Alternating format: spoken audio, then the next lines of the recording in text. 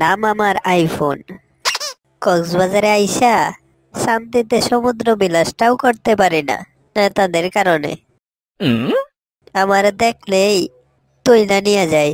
আমি বিশ্বের নামকরা মোবাইল ব্র্যান্ড হইলেও কক্সবাজারে আমার কোনো মান সম্মান নাই, ইজ্জত দিয়েও নাই।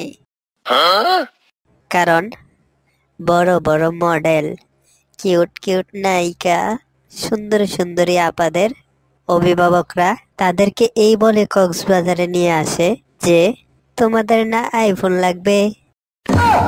যদি আইফোন নিতে চাও তাহলে একটা শর্ত আছে, কক্সবাজারে এসে আমাদের সাথে সমুদ্র বিলাস করতে হবে, তাইলেই তোমরা আইফোন পাইবা। এই কথাগুলো শুনে বড় বড় মডেল, কিউট কিউট নায়িকা, সুন্দর সুন্দর আপারা বলে এটা তো তেমন কিছুই না। আইফোন কেনার জন্য তো আমরা ইমোতে ফ্রিল্যান্সিং করতেও রাজি আছি।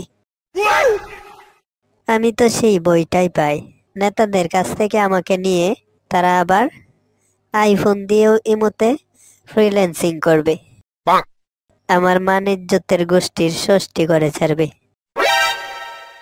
কিন্তু আজ আমার কোনো ভয় নাই, কারণ বড় বড় মডেল, কিউট কিউট নায়িকা, সুন্দর সুন্দরী আপাদের নেতারা এখন বিদেশে। তাই আজকে আমি ইচ্ছে মতো কক্সবাজারটাকে ঘুরে দেখতে পারবো।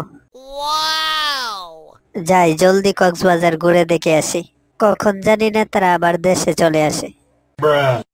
তখন তো আবার সমুদ্র বিলাসটা স্বপ্নই থেকে যাবে। আহ, কি সুন্দর কক্সবাজার সমুদ্র সৈকত, নেতাদের জ্বালাই এতদিন দেখতেও পারলাম না। বন্ধুরা, তোমরা কি দেখতে চাও তারপরে কি হয়েছিল আমার সাথে?